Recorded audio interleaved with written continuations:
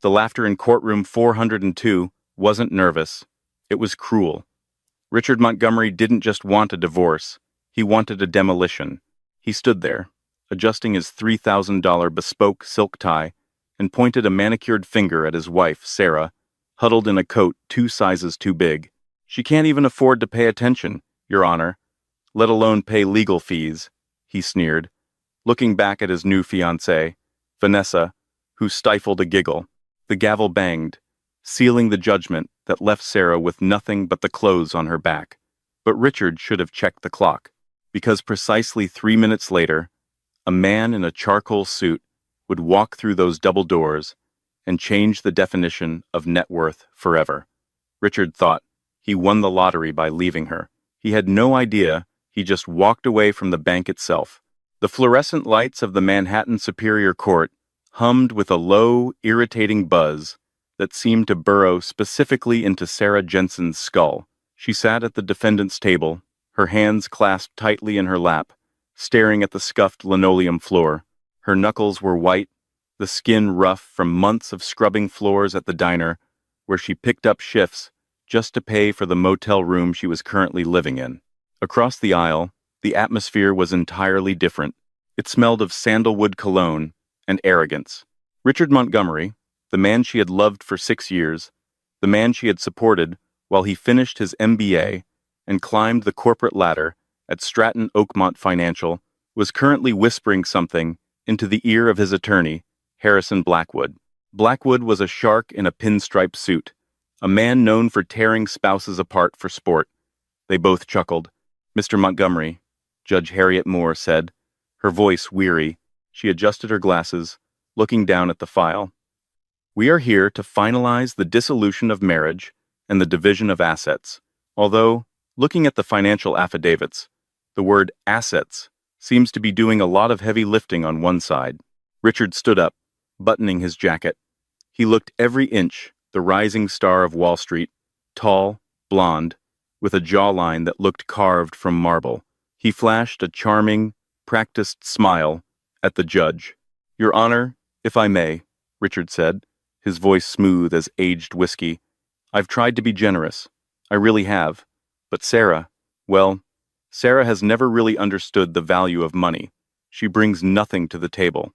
She came into this marriage with debt, and she's leaving with, well, let's just call it freedom to find someone more on her level."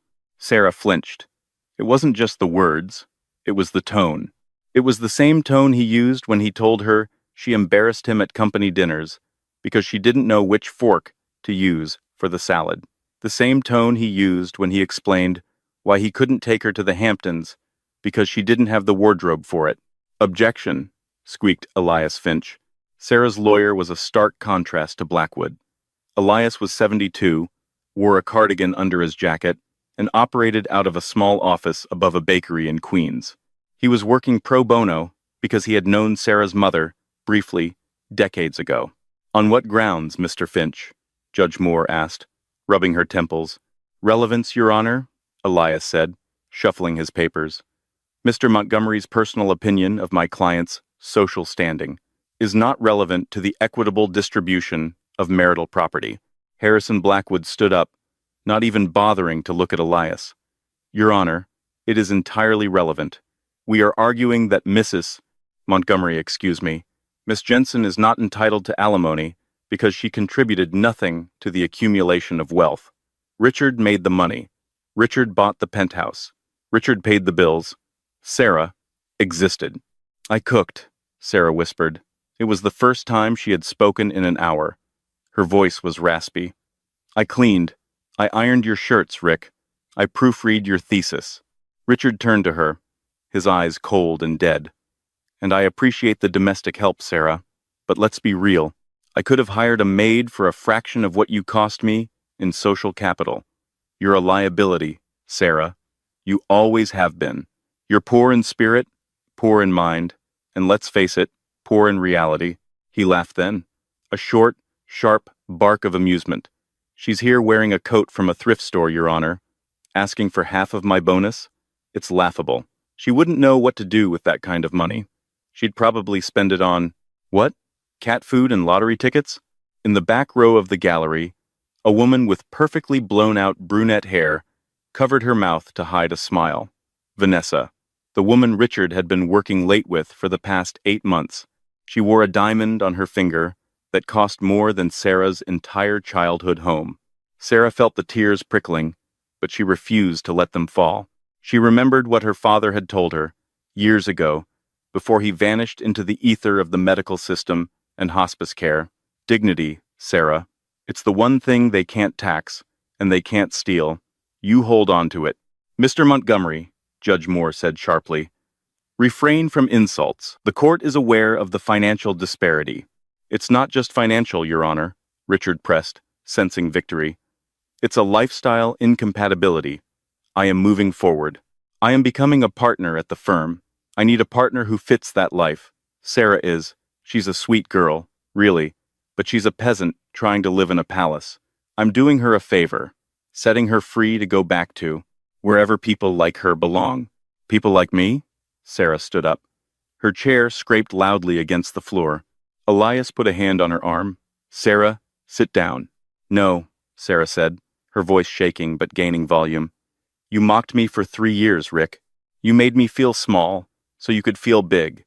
You think because your father owns a dealership in New Jersey that you're American royalty. Richard smirked. And who was your father, Sarah? A mechanic? A drifter? You never even talked about him. Probably too ashamed. My father, Sarah said, her voice dropping to a whisper that somehow carried across the room, taught me that the loudest man in the room is usually the weakest. Richard rolled his eyes. Touching. Can we wrap this up, Your Honor? I have a lunch reservation at Le Bernardin at 1, and I'd hate to keep Vanessa waiting. The judge sighed. She looked at Sarah with pity, a look Sarah hated more than Richard's scorn.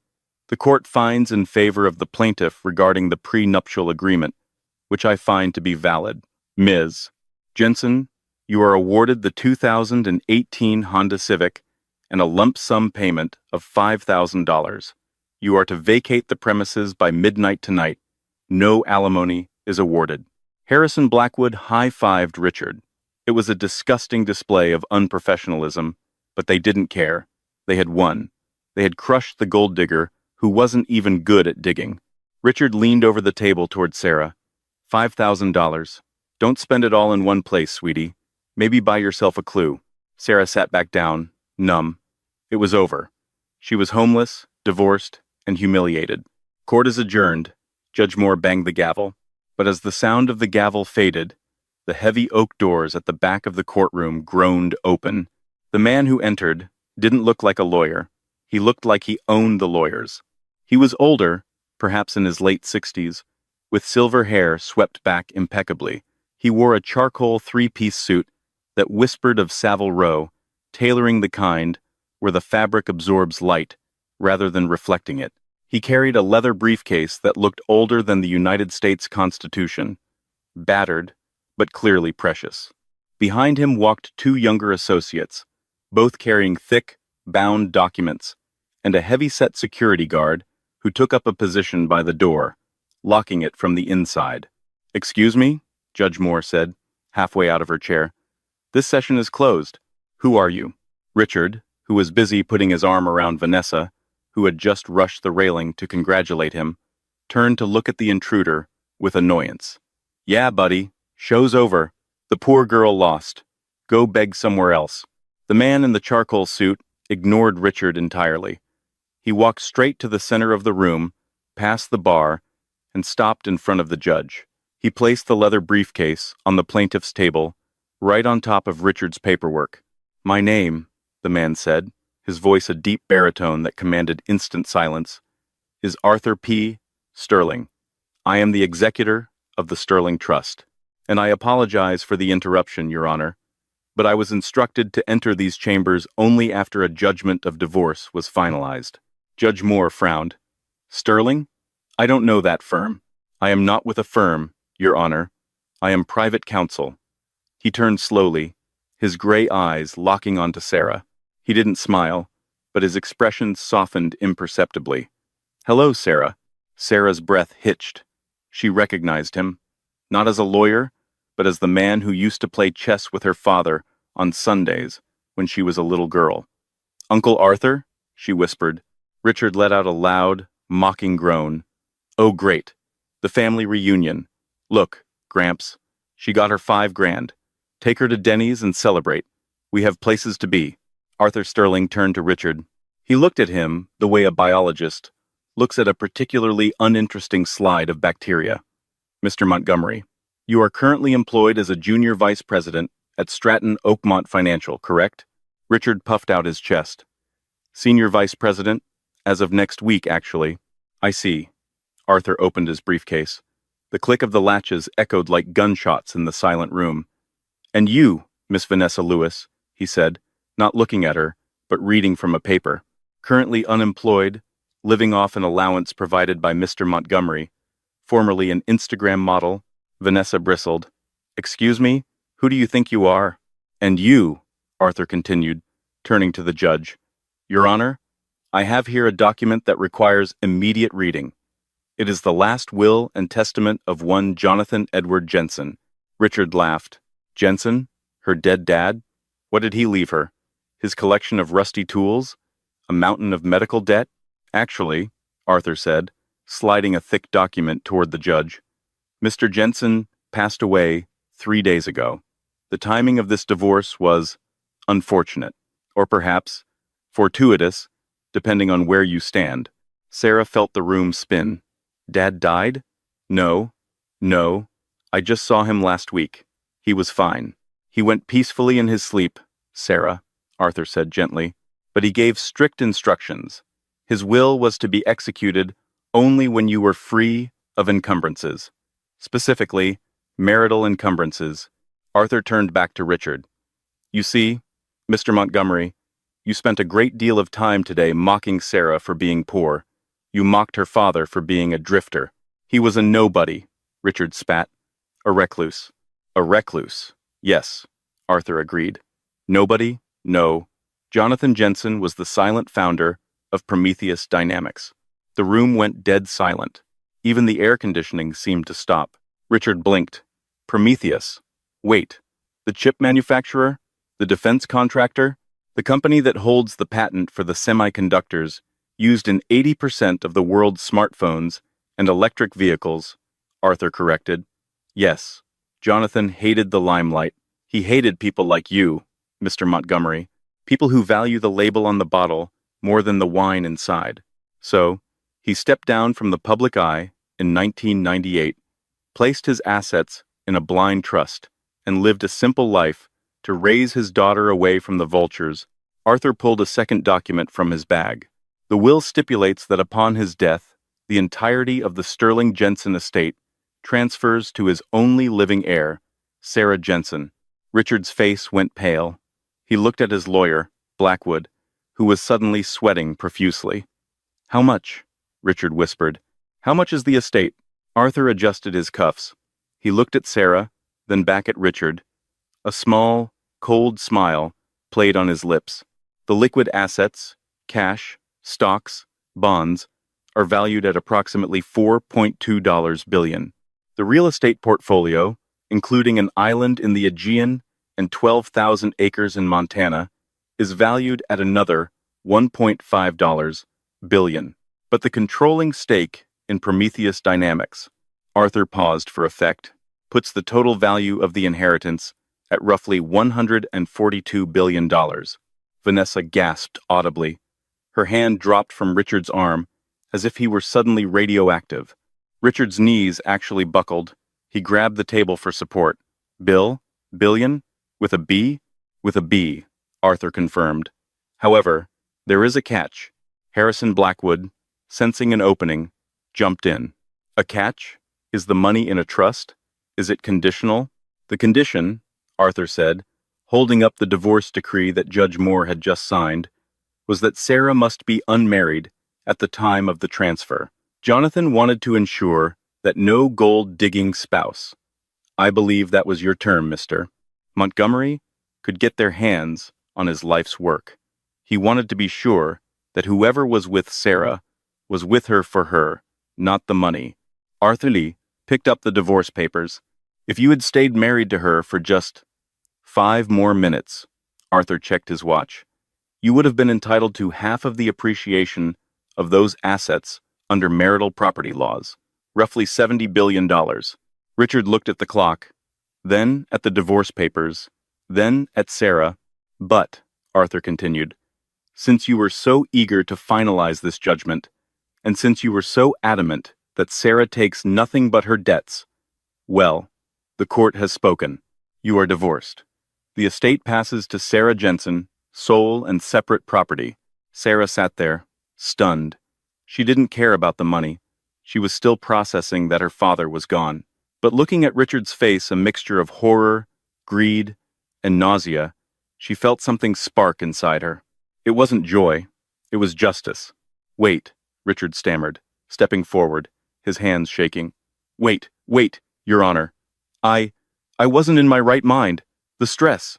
I want to withdraw the divorce petition. Harrison Blackwood chimed in, desperate. Your Honor, clearly there has been a mistake. My client was under duress. We move to vacate the judgment. Judge Moore looked at Richard over her spectacles. She remembered his arrogance. She remembered his mockery. She remembered cat food and lottery tickets. She picked up her gavel. Mr. Montgomery, the judge said, her voice icy, you insisted on an expedited ruling. You mocked this court's time. You insulted the defendant. You got exactly what you asked for. But $70 billion, Richard screamed, his voice cracking. She tricked me. She knew. I didn't know, Sarah said softly. She stood up, and for the first time, she looked tall. She looked like the owner of Prometheus Dynamics. I didn't know about the money, but I knew about you, Rick. I knew you'd leave the second you thought you could do better. Richard lunged toward her, his eyes wild. Sarah, baby, listen. I didn't mean it. It was a game. You know how lawyers are. I love you. Vanessa means nothing to me. Vanessa slapped him. The sound echoed through the courtroom like a gunshot. You miserable leech, she shrieked, grabbing her purse. I'm calling my Uber. Sarah. Richard ignored Vanessa, reaching for Sarah's hand. Please, we can work this out. We're a team. Arthur Sterling stepped between them. He didn't touch Richard, but his presence was like a brick wall. Mr. Montgomery, Arthur said, I believe the lady has a Honda Civic to catch, and you have a lunch reservation at Le Bernardin. I suggest you hurry. I hear they charge a fee for no-shows. And considering you just lost the biggest lottery ticket in history, you might want to save your pennies. The walk from the courtroom to the parking garage was usually a lonely one for defendants who had just lost everything. But for Sarah, it felt like an extraction mission from a hostile war zone. Arthur Sterling moved with a speed that belied his age. He flanked Sarah on the left, while the heavy-set security guard, whose name, Sarah learned, was Barrett, cleared a path through the throng of people in the hallway. Don't stop walking, Arthur murmured, guiding her by the elbow. Don't look at them. Don't answer them. Answer who? Sarah asked, dazed. It's just people. But as they pushed through the heavy glass doors of the courthouse, the world exploded in flashes of white light. Miss Jensen, is it true you're worth more than Amazon? Sarah, over here. Did you hide the assets from your husband? Richard says you defrauded him. Any comment? Sarah shielded her eyes. How do they know? We just walked out of the room. Court records are public. But this. Arthur grimaced, shoving a microphone away from Sarah's face. This was a leak. Someone tipped them off, the second the gavel banged. Likely a clerk, looking for a payout. They reached the curb. Sarah expected to see her rusted 2018 Honda Civic. Instead, 3 black Cadillac Escalades were idling, their engines purring with a low, menacing rumble. Get in the middle one, Arthur commanded. Sarah. The scream came from behind them. It was Richard. He was running down the courthouse steps, his tie flapping over his shoulder, his face a mask of sweaty desperation. He looked like a man who had just watched his parachute fail to open. Sarah, wait! Richard shoveled his way through the paparazzi, who turned their cameras on him like a pack of hyenas spotting a wounded gazelle. Mr. Montgomery, did you really divorce the richest woman in New York for a yoga instructor? A reporter from TMZ shouted. She's not a yoga instructor, Richard yelled back, distracted. She's a Get out of my way. He reached the escalade, just as Barrett was closing the door. Richard jammed his hand into the gap, wincing as the heavy metal pinched his fingers. Sarah, please, Richard panted, his eyes locking onto hers through the window. We need to talk. Without the lawyers. Just you and me. Like old times. Remember our trip to Cabo? Remember when we promised to be best friends forever? Sarah looked at him, really looked at him. She saw the sweat staining the collar of his expensive shirt. She saw the terror in his eyes. Not terror of losing her, but terror of being ordinary. I remember Cabo, Rick, Sarah said, her voice calm. I remember you made me pay for half the hotel room because you said it was empowering for me to contribute. I remember you flirting with the waitress while I had food poisoning. I was just being polite, Richard pleaded. Sarah, I love you. I made a mistake. A momentary lapse in judgment. The stress of the merger. It got to me. You aren't a partner yet, Rick, she said softly. And you never will be. Barrett shoved Richard back with one hand. The man stumbled, tripping over a cameraman's cable and sprawling onto the dirty sidewalk. Go, Arthur said to the driver. The convoy peeled away, leaving Richard Montgomery on his knees, surrounded by the flashing lights of 100 cameras, capturing the exact moment his life fell apart. Inside the Escalade, the silence was thick. Sarah slumped into the leather seat, the adrenaline fading, replaced by a crushing wave of grief. He's really gone, isn't he? She whispered. My dad. Arthur opened a small refrigerated compartment and handed her a bottle of water. He is, Sarah. I'm so sorry. He fought the cancer for 2 years. He didn't want you to know. He didn't want you to see him weak.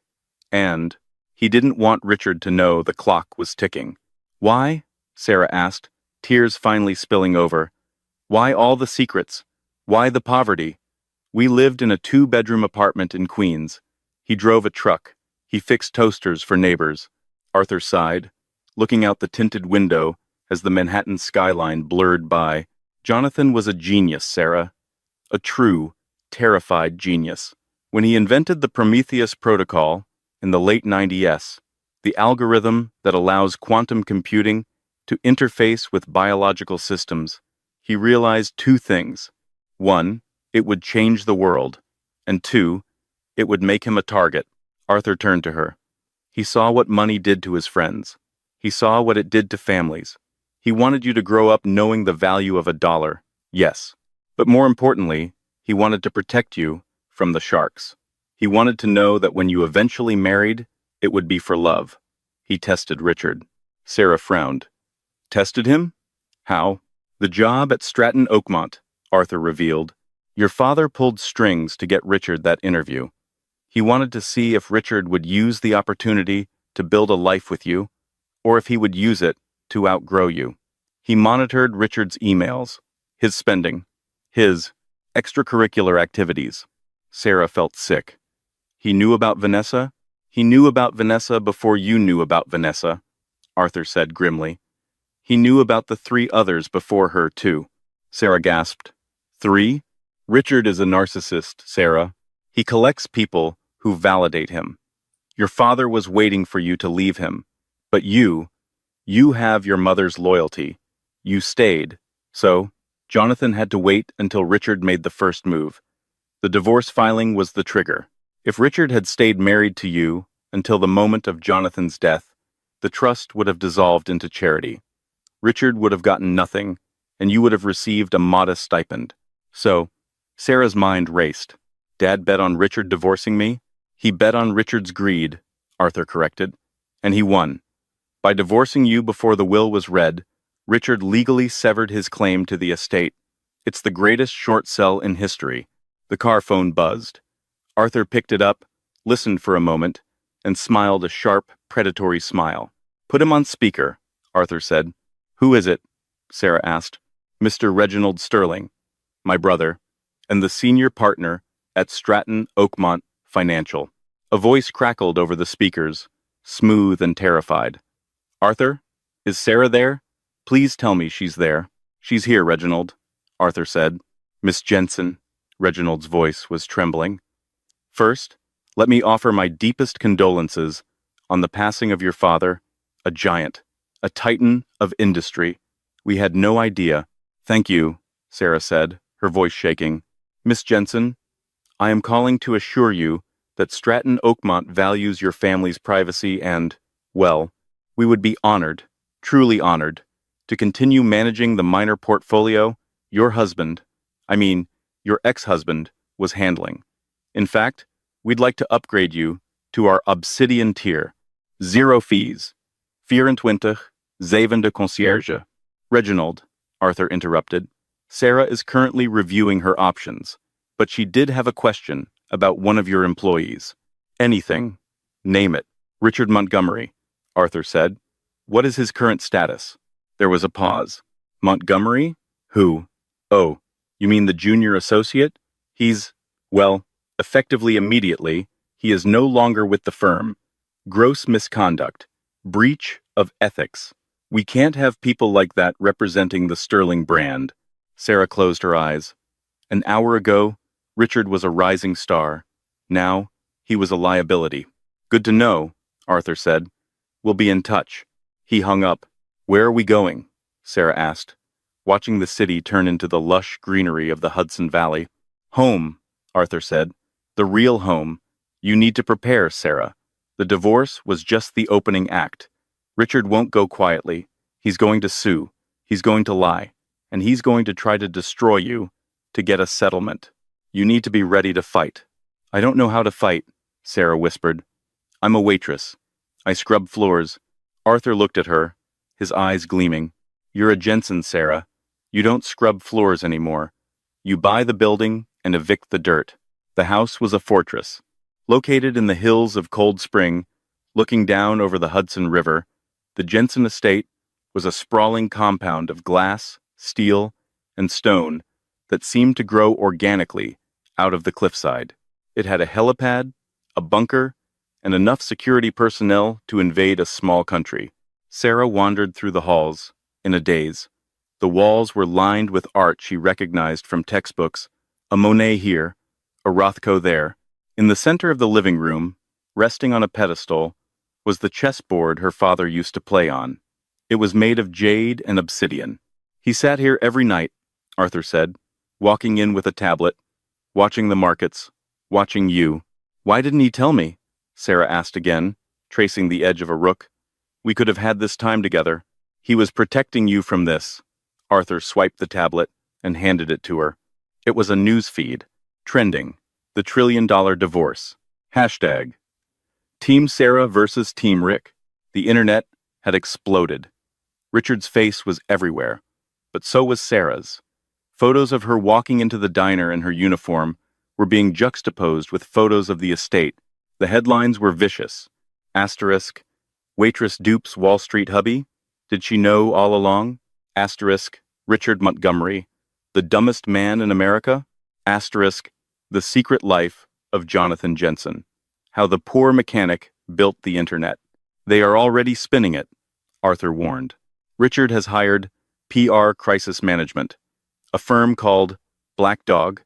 They specialize in victim blaming. They are going to paint you as the mastermind.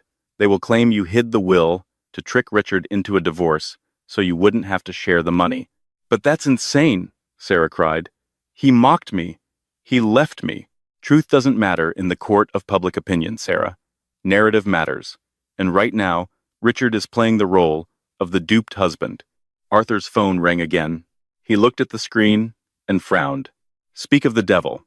It's Harrison Blackwood, Richard's lawyer. Arthur put it on speaker again. Arthur, Blackwood's voice was oily, oozing false confidence. I hope you and Miss Jensen are settling in. Lovely property. I hear the property taxes are a killer, though. What do you want, Harrison? Arthur snapped. We want to talk settlement, Arthur. Look, Richard is a reasonable man. He understands that legally, he stepped in a bear trap.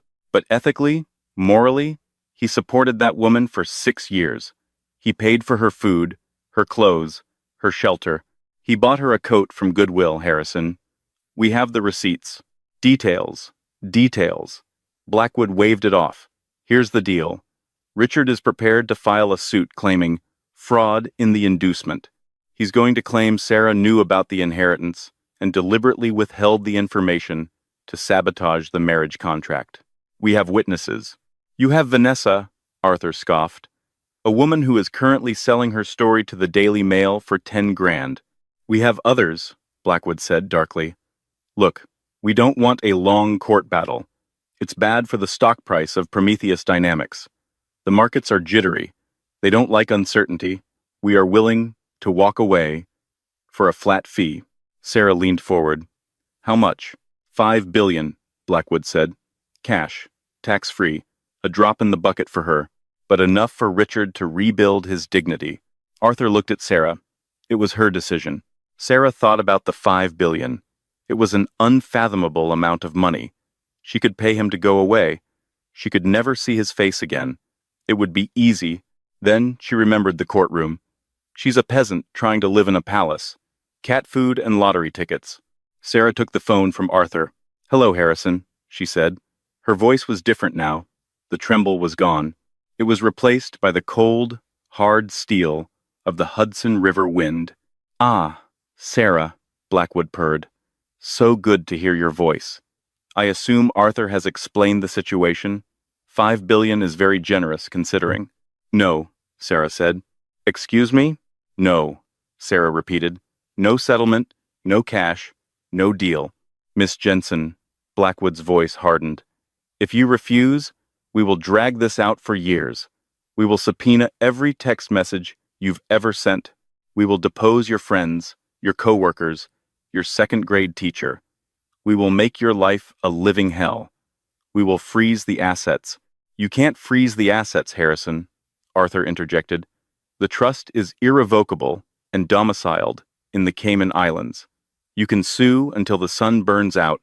You won't touch a dime of the principal. We'll see about that, Blackwood snarled. We'll see how she likes being the most hated woman in America, the Black Widow who stole her husband's future. Bring it on, Sarah said. And Harrison, tell Richard something for me. What? Tell him I'm enjoying the freedom he gave me. And tell him that the Honda Civic is parked on the street if he wants to sleep in it.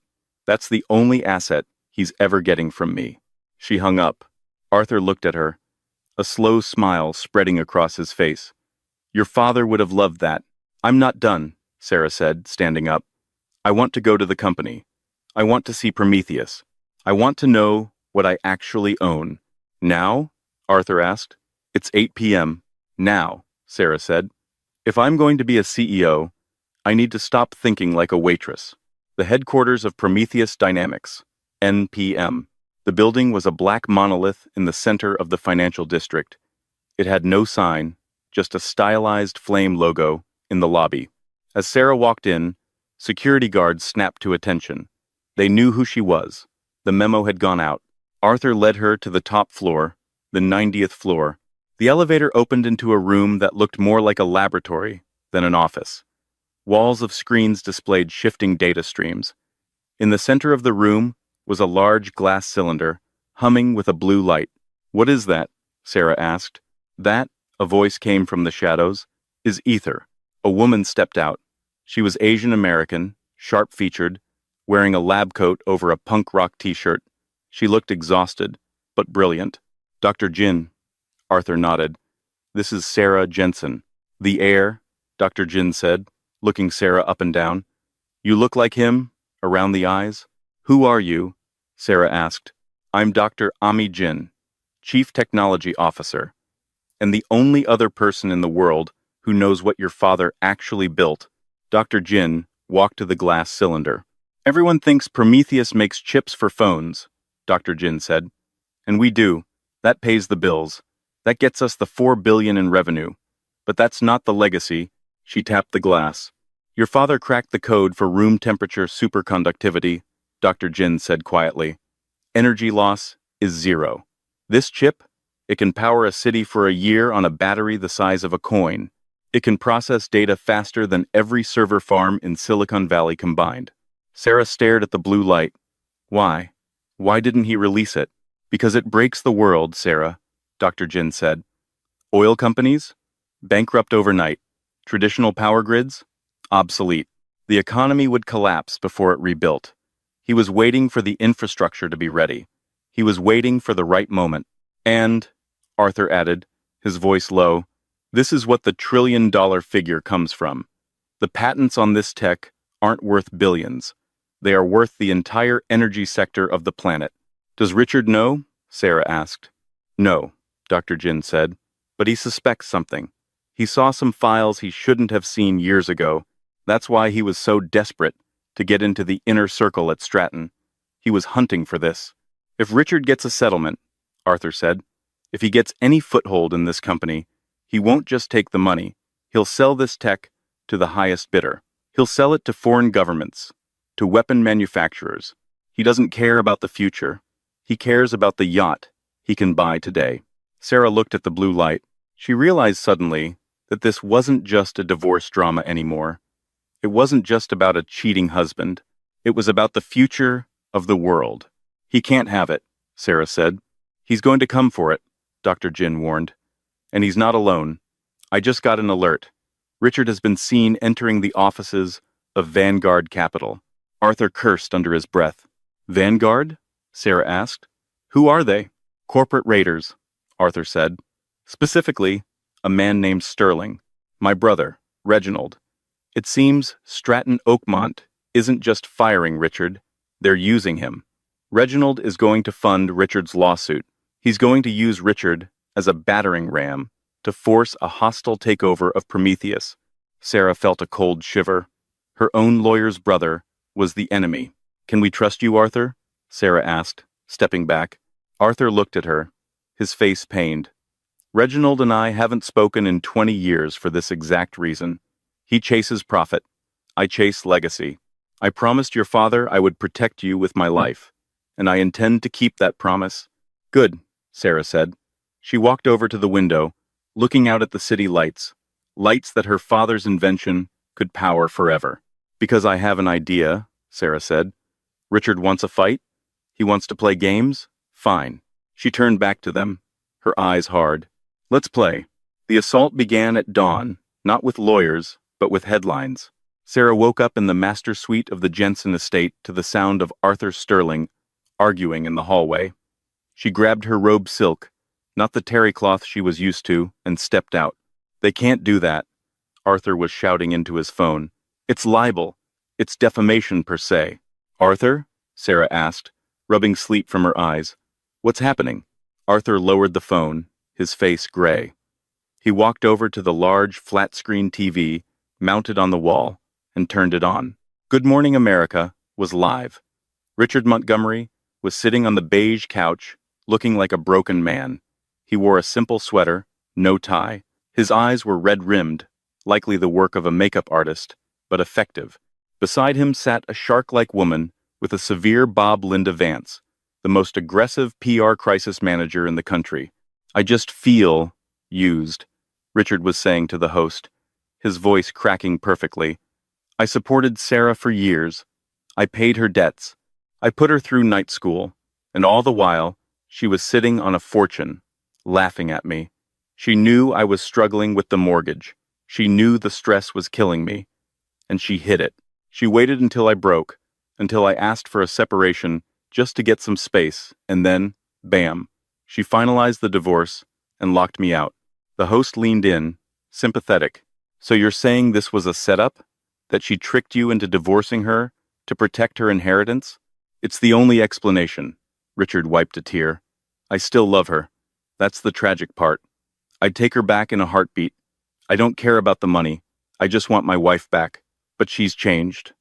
She's cold now. It's like the money ate her soul. Sarah stared at the screen, her mouth open. He broke up with me. He called me a peasant in open court. It doesn't matter, Arthur said, turning the TV off. Look at the ticker.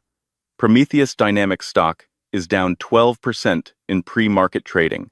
The narrative is that the company is now in the hands of a fraudulent, unstable heiress who manipulated her husband. Investors are panicked. This is Reginald's doing, Sarah realized. Precisely, Arthur nodded. Reginald knows he can't win the legal battle for the trust, so he's destroying your reputation to force the board of directors to intervene. He wants to declare you unfit to lead Prometheus. I have a board? Sarah asked. You do. And 3 of the 7 members are old friends of Reginald's from the country club. They've called an emergency meeting for tomorrow at noon. Sarah felt the panic rising. Yesterday she was scrubbing tables. Today she was fighting a corporate coup. What do I do? We go on the offensive, Arthur said. But we need bait. We need to make Richard believe he's winning so he makes a mistake. What kind of mistake? The kind that sends him to federal prison, Arthur said darkly. I've set up a meeting, tonight. Neutral ground. The Oak Room at the Plaza Hotel. Just you and Richard. No lawyers. He won't come without Blackwood, Sarah said. He will if you tell him you're ready to settle. Arthur handed her a burner phone. Text him. Tell him the pressure is too much. Tell him you miss him. Play the part, Sarah. Play the girl he thinks you are. Weak, dependent, scared. Sarah took the phone. She looked at her reflection in the mirror. She didn't look weak anymore, but she could act. The Oak Room, 8 p.m.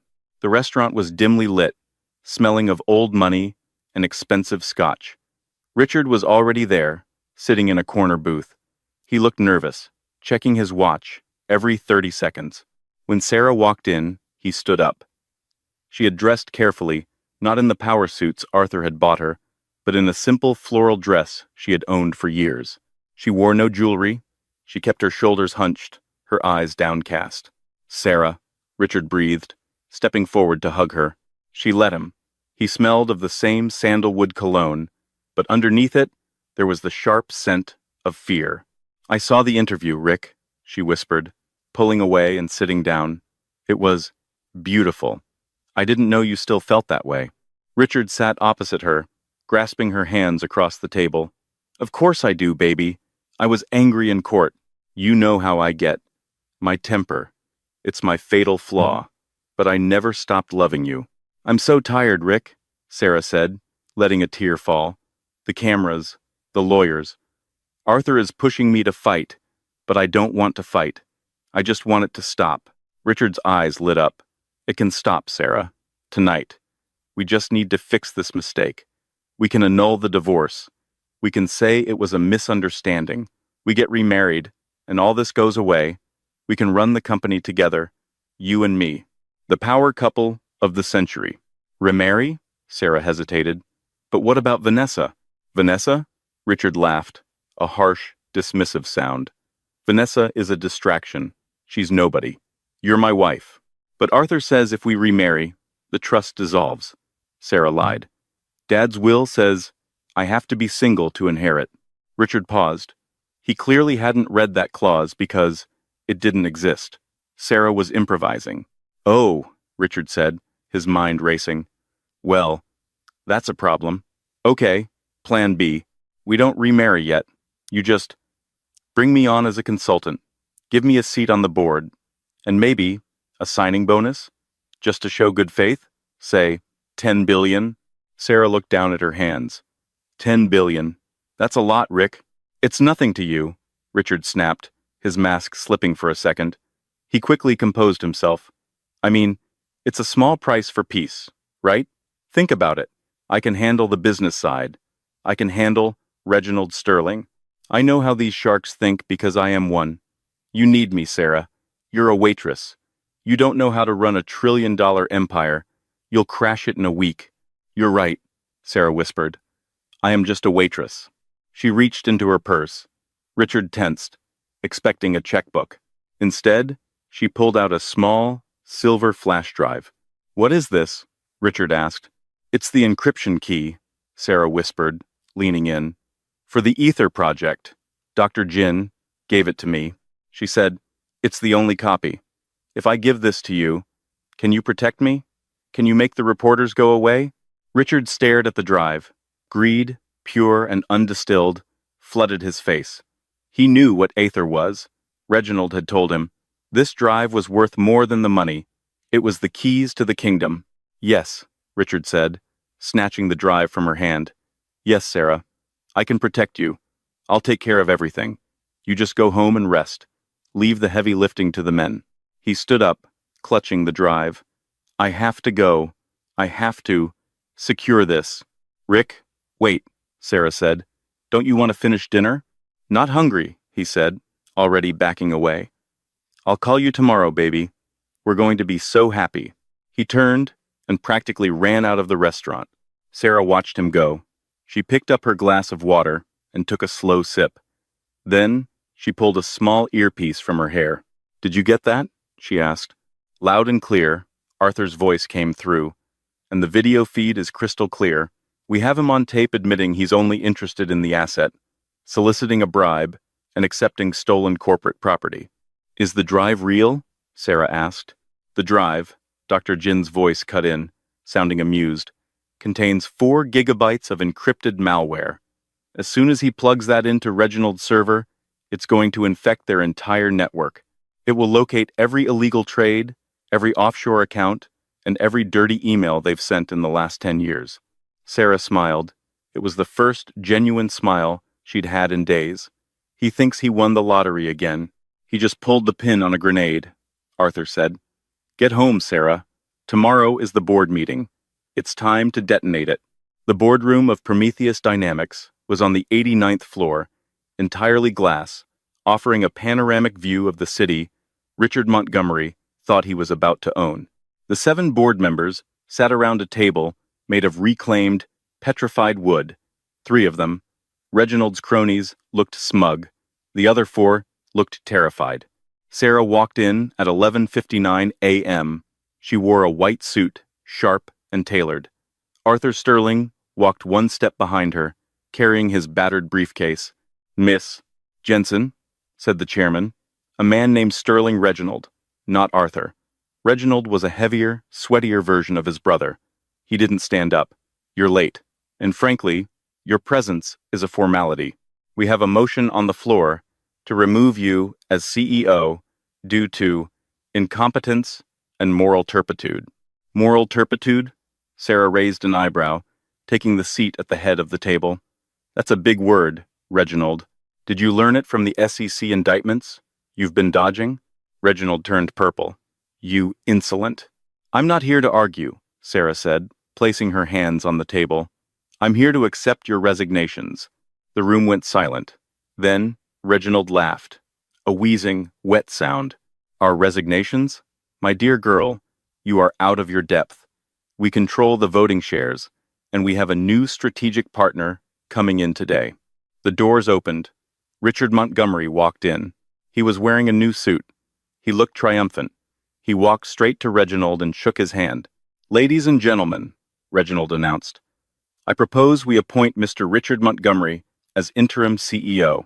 He has the experience, and more importantly, he has secured the critical IP for the Ether project. Richard held up the silver flash drive Sarah had given him. He smirked at her. Sorry, Sarah. Business is business. You were right to give this to me. It's too dangerous for a civilian. Plug it in, Reginald commanded. Let's verify the assets.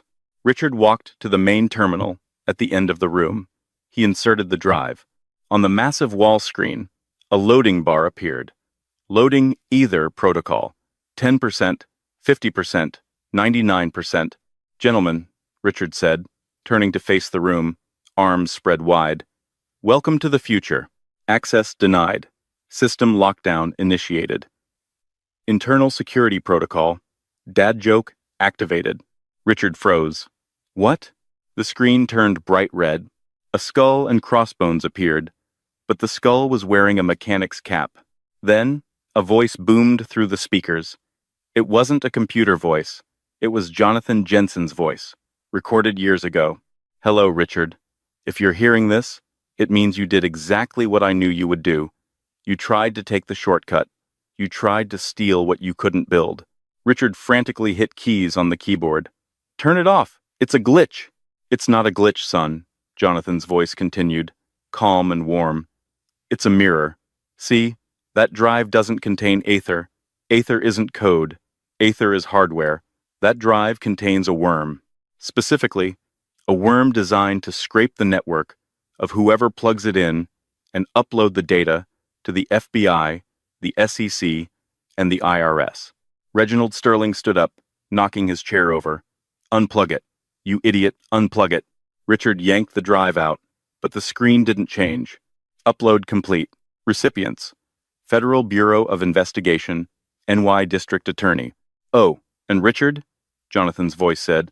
Sarah knows about the safe deposit box in the Cayman Islands, the one where you hid the kickbacks from the Stratton merger. I've forwarded the coordinates to the authorities. Good luck. The audio cut out. The silence in the room was absolute. Reginald looked at his phone. It was buzzing incessantly. My accounts. I'm locked out. The firm. The trading algorithms are frozen. He looked at Richard with pure hatred. What did you do? She gave it to me, Richard stammered, pointing at Sarah. She set me up. I gave you a choice, Rick, Sarah said, remaining seated. I asked you if you wanted to save our marriage or take the drive. You took the drive. You chose the money. You always choose the money. The double doors burst open, but it wasn't catering. 6 agents in windbreakers, marked FBI, entered the room. Richard Montgomery? The lead agent barked. Richard backed away, hitting the glass wall. No, this is a mistake. I'm the victim here. She's the fraud. We have a warrant for your arrest, the agent said, cuffing Richard's hands behind his back. Wire fraud, insider trading, and corporate espionage. And you, Mr. Reginald Sterling, will need you to come with us as well. Reginald didn't fight. He slumped into his chair, defeated. He looked at his brother, Arthur. You planned this, Reginald hissed. I simply executed the will, Arthur said smoothly. Jonathan's will was quite specific. He left his fortune to Sarah. He left his enemies to justice. As they dragged Richard out, he screamed. It wasn't a scream of anger anymore. It was the scream of a child who realizes the dark is real. Sarah, please. I'll sign anything. I'll sign the postnup. Don't let them take me. Sarah didn't look away. She watched him until the elevator doors closed. She turned to the remaining board members. The 4 men who hadn't sided with Reginald were trembling. Gentlemen, Sarah said, standing up, I believe we have some vacancies to fill, and I have some ideas about the future of this company. Specifically, we're going to lower the price of our medical tech by 90%. We're going to give back. One of the board members cleared his throat. But, Miss Jensen, the profits. Sarah smiled. It was the smile of a woman who had walked through fire and come out made of steel. I have $140 billion, she said. I think we can afford to be human. 3 months later, a biting wind whipped through Queens, but inside the community shelter, the air was warm. Sarah stood behind the serving line, ladling gravy, an apron covering her designer jeans. There were no cameras, no entourage, just the heiress to a $1 trillion empire doing the work her father had taught her to value. Arthur Sterling approached, holding a tray. You're heavy on the potatoes, boss. Sarah smiled, looking tired but radiant. How is he? Denied bail, Arthur reported quietly. And it gets better. Reginald turned state's evidence to save his own skin. He gave the feds everything, the insider trading, the offshore accounts. He pinned it all on Richard as the mastermind. Your ex-husband is looking at 20 years, minimum. Does he ask about me? Every day. He writes letters, offering to manage your portfolio from his cell. Sarah laughed a free, unburdened sound. He never changes. No, Arthur agreed. But you have. You just announced the 50% profit pledge. You're changing the world, Sarah. Miles away, in a cold 6x8 cell at the Metropolitan Correctional Center, Richard Montgomery stared at his Thanksgiving dinner, a dry bologna sandwich. On the flickering TV, mounted outside the bars, he saw Sarah's face. She wasn't just rich, she was beloved. She possessed the one thing he couldn't steal, sue for, or mock, true worth. He looked down at his tray. A guard had tossed a packet of generic cat food onto it as a cruel joke. Richard realized with crushing clarity that the verdict was finally in. Sarah was the queen, and he was finally, truly, poor. And that is the story of how Richard Montgomery fumbled the biggest bag in history. He thought he was discarding a poor wife, only to realize he was the one with nothing to offer but greed. Sarah proved that dignity is the ultimate currency, and that sometimes the best revenge isn't getting angry, it's getting everything. What would you have done in Sarah's shoes?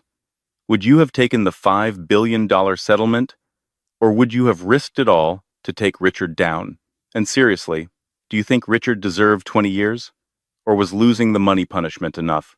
Let me know in the comments below. If you enjoyed this story of karma and justice, please smash that like button. It really helps the channel. And don't forget to subscribe and hit the bell icon so you never miss a story. We have a crazy tale coming up next week about a lottery winner who hid his ticket in a place you will never guess.